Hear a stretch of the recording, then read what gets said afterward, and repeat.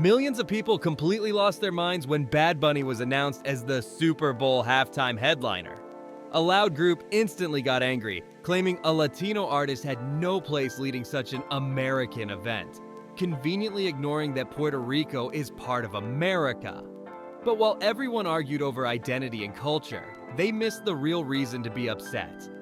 They ignored the fact that the industry just placed its biggest puppet on the largest stage in the world. Bad Bunny is known for turning performances into over-the-top spectacles filled with symbolism. And that's exactly what he delivered at this year's halftime show. Today, we're breaking down why Bad Bunny was really chosen and exposing the ritual most people weren't meant to notice. Bad Bunny is one of the best-selling artists on the planet. With numbers like his, the mainstream media says he was an obvious choice. But if you understand the history of Super Bowl halftime shows, you already know the truth. He wasn't chosen for his music. Bad Bunny was chosen because he perfectly embodies the industry's agenda in every way. The industry wants blurred gender lines. Bad Bunny cross-dresses in videos and performs with male dancers on stage. The industry wants a specific spiritual tone pushed into pop culture. His visuals include chains, dark imagery, and ancient artifacts treated like sources of power. From glamorizing excess to tearing down traditional family structures, he checks every box on the industry's list. So is it really shocking that the biggest corporate spectacle on earth picked the biggest industry puppet to headline? The Super Bowl halftime show isn't about football. It's about capturing the energy of millions of viewers at once. That energy is directed, focused, and used symbolically in front of the entire world. And that's exactly what we saw with this performance. When Bad Bunny took the stage, it looked like a massive celebration of Latin culture on the surface. Bright visuals, dancing, music. But underneath all of that was a message most people were never supposed to decode. And no, this isn't about quick visual moments with dancers that some people noticed and brushed off. The real ritual was hidden right in the center of the performance. A lot of you have asked what any of this imagery actually means. At first glance, it looks like pure entertainment, but the symbols tell a story from start to finish. From the opening scene in the fields, to the moment Lady Gaga danced on him, to the final ascent on the power poles, every part followed a precise narrative. Once you understand it, you'll never see it the same way again. This year, the symbolism wasn't loud or obvious, it was subtle. But if you understand their language, the message is clear. Let's start with the opening scene. The performance began in sugarcane fields, with Bad Bunny dressed entirely in white, wearing a white jersey with the number 64. In high-level industry symbolism, white isn't just fashion. White represents purification and initiation. It signals that the subject has been cleansed of their former identity and prepared to carry new power. This moment symbolized his origin and the journey from humble beginnings to industry dominance. The white outfit was a visual announcement. Bad Bunny had officially been selected as the new gatekeeper of the Latin music industry. That's why he wasn't alone. He was surrounded by major figures like Cardi B, Pedro Pascal, and Karol G. These weren't random cameos. They were witnesses to the moment. And once Ricky Martin appeared, the message became impossible to ignore. This was the passing of the torch, the old era handing control to the new, the official beginning of Bad Bunny's reign. Lady Gaga's role was not accidental either. Some people assumed she was added to keep certain audiences comfortable, but her role was much deeper. She played the symbolic high priestess. In ancient and esoteric traditions, blue represents the divine feminine and maternal authority. Gaga's presence symbolized the industry's spiritual authority granting approval. She wasn't just performing, she was sanctioning the transition. By wearing blue, she embodied the figure who blesses the initiate and elevates them into the highest ranks. In simple terms, she helped pass the symbolic torch from Ricky Martin to Bad Bunny. The final phase of the ritual was ascension. Near the end, Bad Bunny rises on the power poles. Most viewers saw this as a tribute to Puerto Rico's infrastructure. But in symbolic language, elevation represents dominance, control, and completion of the great work. It marked his rise above the crowd as the chosen figure. And that final image wasn't about culture. It was about power. This moment was meant to show the completion of the great work. By placing himself at the very top of the energy grid, Bad Bunny was symbolically claiming the highest position. In esoteric belief systems, electricity is often linked to the light bringer, the spark of life and awareness described as a divine force. The purpose of the great work is to awaken that spark and push it toward enlightenment. By standing on those power poles, he positioned himself between heaven and earth. The sparks around him symbolized activation.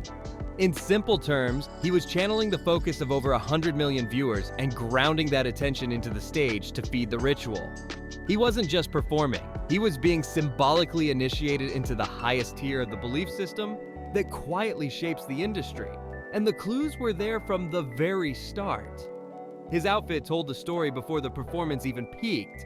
Over the white suit, Bad Bunny wore a white jersey with the number 64. That number wasn't random.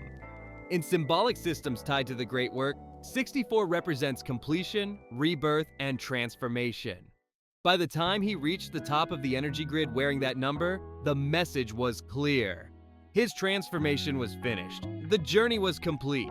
The number 64 represents mastery of duality, crossing all phases, finishing the cycle. It's often tied to the idea of ascension after navigating opposing forces. Symbolically, Bad Bunny was telling the world he had completed the board. He crossed all 64 squares of the industry's chessboard. He mastered the symbolic blueprint, and he was now ready to be activated as the new high-ranking figure within the system. While many viewers saw this as a historic moment for Latino representation, in reality, it was just another industry ritual, one that mirrors what we're seeing unfold globally in politics, media, and culture. Just days earlier, Vice President J.D. Vance made headlines claiming Trump had helped establish a new world order. I covered that in a separate members-only breakdown, but the timing matters. Back to Bad Bunny.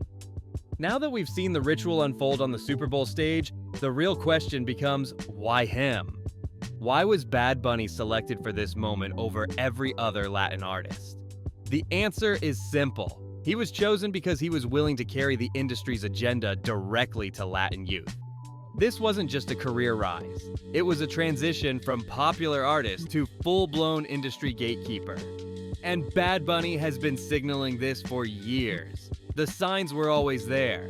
The industry frames his fashion as boundary-breaking or gender-fluid. But in symbolic belief systems, this carries a much deeper meaning. Now, I'll be real. Some of this language sounds like mystical jargon, but I'm breaking it down in plain terms. This all connects to the concept of the rebus. In alchemy, the great work, also called the magnum opus, ends with the creation of the rebus. That's a symbolic being said to transcend duality by merging masculine and feminine into one form.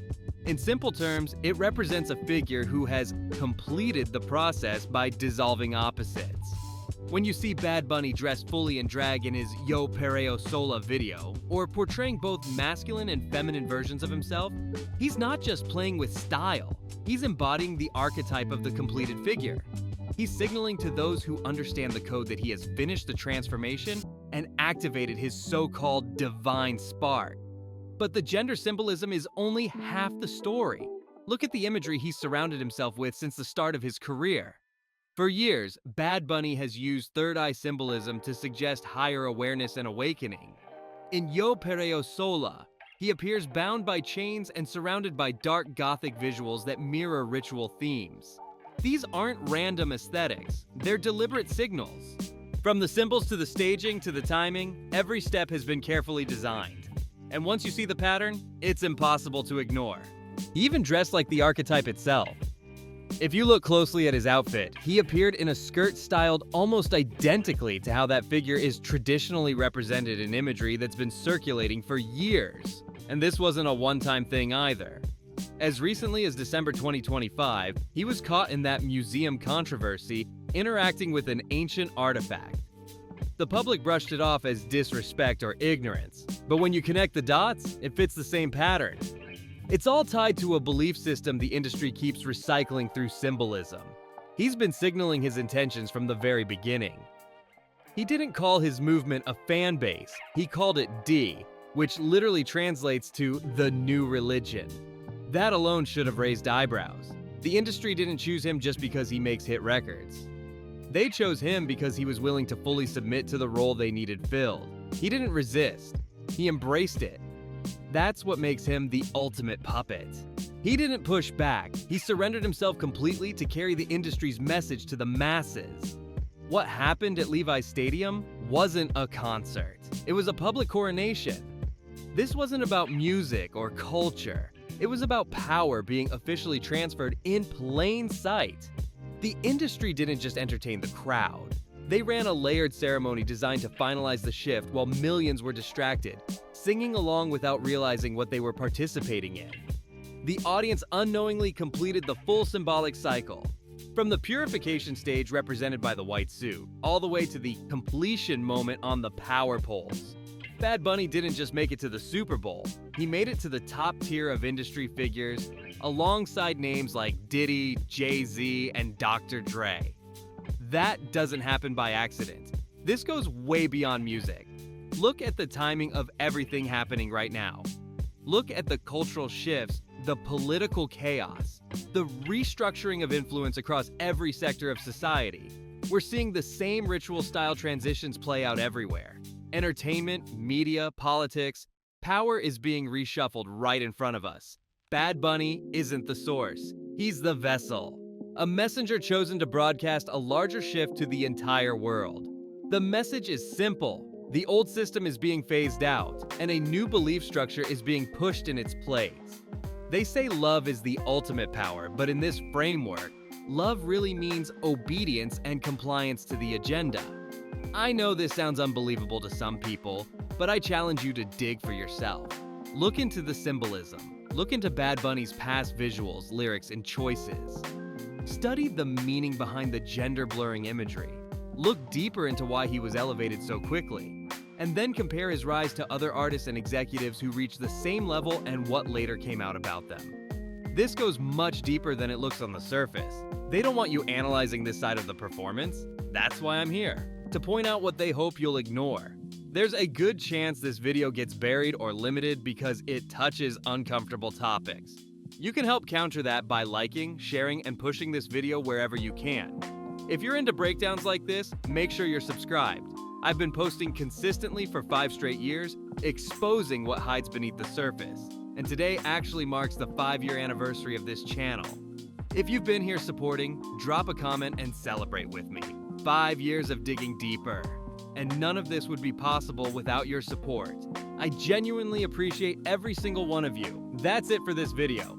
Make sure you check out the new Patreon exclusive linked in the comments and description. Thank you for watching, and I'll see you in the next one.